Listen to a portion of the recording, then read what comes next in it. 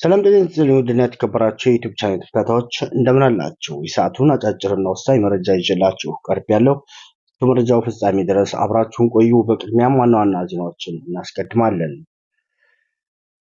ሌተናል ጀነራል ታደሰ የስልጣን ርክክብ ካላደረጉ ስህተት ነው የሚሆነው ሲሉ ለቢቢሲ መናገራቸውን አስታወቁ። በሌላ ዜና ከዩኤስ ጋር ልዩ ግንኙነት ያላት ምናልባትም እስራኤል ነች ሲሉም በአሜሪካ የዩኬ አምባሳደር ገለጹ። በሌላ ዜና የተባበሩት አረብ ኤምሬት ከኮኬ ነዳጅ አምራች ሀገራት አባልነት መውጣቷንም ገልጻለች። ክቡራን አድማጮቻችን እነዚህና ሌሎችን መረጃ አጠናቅረንላችኋል። የዩቲዩብ ቻናሌን ሰብስክራይብ አድርጋችሁ የደወል ምልክቱን ብትነኩ አጫጭርና ወሳኝ መረጃ ይደርሷችኋል። ቀጥታ ወደ መረጃው አለ። የትግራይ ጊዜያዊ አስተዳደር ፕሬዝዳንት ሌተናል ጀነራል ታደሰ ወረደ ሰላማዊና ዲሞክራሲያዊ ርክክብ የማይፈጽሙ ከሆነም ስህተት እንደሚሆን የህዝባዊ ወያኔ ሓርነት ትግራይ ህወሓት ቃል አቀባይ ለቢቢሲ ተናግረዋል። የህወሓት ቃል አቀባይ ሚካኤል አስገዶም የትግራይ ክልል ጊዜያዊ አስተዳደርም እየፈረሰ መሆኑን ከፌዴራል መንግስት ጋር ያለው ግንኙነት ገመድ መበጠሱንም ገልጿል።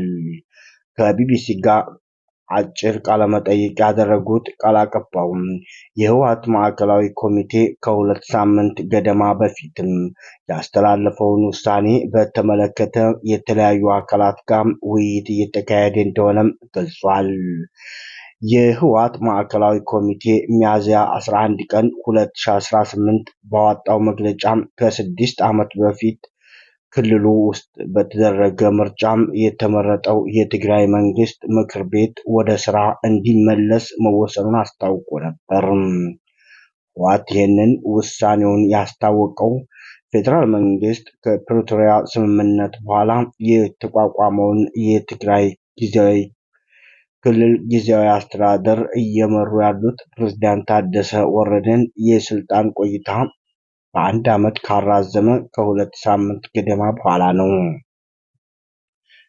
ቃል አቀባዩ ሚካኤል የፌዴራል መንግስት ውሳኔውን ያስተላለፈው ህወሓትን ሳያስፈቅድ ሳያማክር ለብቻው ነው ብለዋል። ጀነራል ታደሰ የመጀመሪያው ዓመት ላይም የተሾመው የፕሪቶሪያ ስምምነት መሰረት በጣለው ደንብ ነውም ሲሉ ገልጸዋል። አሁን ግን እርሱ ጥሶም በ2013 በወጣው ደንብ መሆኑንም አስታውቋል። የጠቅላይ ሚኒስትር ጽህፈት ቤት የፕሪቶሪያው የጠቅላይ ሚኒስትር ጽህፈት ቤት የፕሬዝዳንቱ የስልጣን ዘመን በአንድ ዓመት መራዘሙን ይፋ ባደረጉበት የፌስቡክ ልጥፍ ላይም ጠቅሶ የነበረው የትግራይ ጦርነት ከተጀመረ ከ4 ዓመት የወጣውን ጊዜያዊ አስተዳደር ማቋቋሚያ ደንብ ነው ሲል አብራርቷል። ይህ ደንብ ከፕሪቶሪያ ስምምነት መፍረስ በኋላ አሁን በስራ ላይ ያለውን አስተዳደር ለማቋቋም በወጣው ደንብ ተሽሯል ሲሉም ገልጸዋል። ቢቢሲ ስለዚህ ጉዳይ ጥያቄ ያቀረበላቸው የጠቅላይ ሚኒስትር ጽህፈት ቤት ኃላፊውን ቢልኒያ ስዩም ተሾመም ደንቡ የተጣሰው በስህተት እንደሆነና ማስተካከላቸውንም አስታውቋል።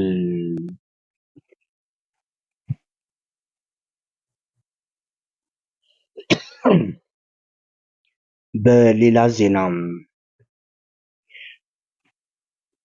በደቡብ አፍሪካ ዋና ከተማ ፕሪቶሪያ የሚኖሩ የአፍሪካውያን ስደተኞች ጸረ ስደተኞች ሰልፍ በሚካሄድበት ወቅት ጥቃት እንደደረሰባቸው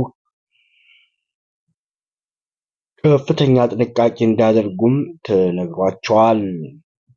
በደቡብ አፍሪካ መጤ ጠል የሆኑ ግለሰቦች የሚያደርሱት ጥቃትም በተለያዩ የአፍሪካ ሀገራት ዜጎች መገደላቸውንም ዘግቧል።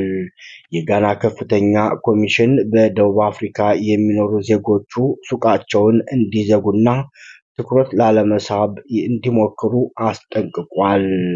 በደቡብ አፍሪካ የሚኖሩ ናይጄሪያውያን ማህበረሰብ ደግሞ አባላቱ በቤታቸው እንዲቀመጡ የሚገልጽ መልእክትም አስተላልፏል። በጆሃንስበርግ ረቡዕ ዕለትም በሀገሪቱ የሚገኙ ስደተኞችን የሚቃወሙ ሰልፎች ይደረጋሉ ተብሎ ይጠበቃል። በደቡብ አፍሪካ ከቅርብ ዓመታት ወዲህ የህገወጥ ስደተኞች ጉዳይ ፖለቲካ መሳሪያ እየሆነ መምጣቱንም አስታውቋል። የተወሰኑ ተቃውሞዎች የውጭ ሀገራት ዜጎች ስራቸውን እንዳያጡ ነው በማለት አስታውቋል።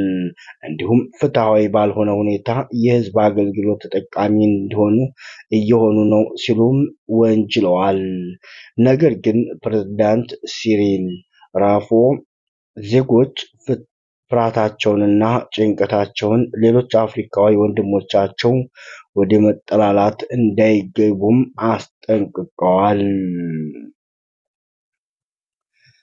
በሌላ ዜናም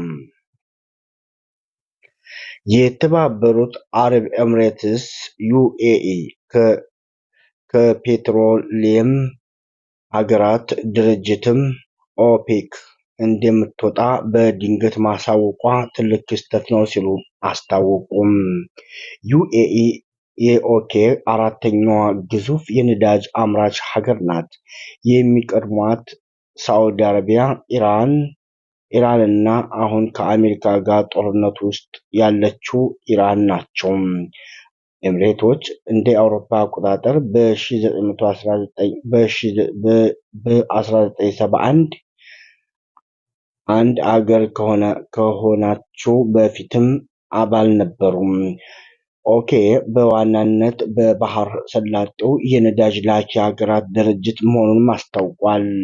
ኦፔክ በዋናነት የባህር ሰላጤ ነዳጅ ዘይት ላኪዎች ድርጅት ሲሆን ለብዙ 10 ዓመታት ምርትን በመቀነስ ወይም በመጨመርና ለአባል ሀገራትም ድርሻቸውን በመመደብ የድፍድፍ ነዳጅ ዋጋን የሚቆጣጠር ድርጅት መሆኑንም አስታውቋል።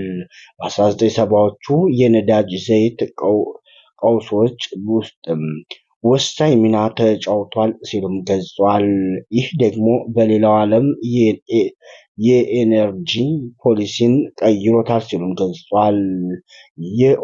የኦፔክ ምርት በሳውዲ አረቢያ ቁጥጥር ስር ቢሆንም የተባበሩት አረብ ኤምሬትስ ሁለተኛው ከፍተኛ የመጠባበቂያ ምርት አቅምም ነበራት ሲሉም ገልጸዋል። በሌላ አነጋገርም ምርትን በመጨመር ዋጋን ለመቀነስ የሚያስችል ሁለተኛዋ በጣም አስፈላጊ አምራች አገር ናትም ሲሉ አብራርተዋል። ፕሮግራሞቻችን ለሰዓቱ ያዝላችሁ መረጃ እስካሁን ነበር።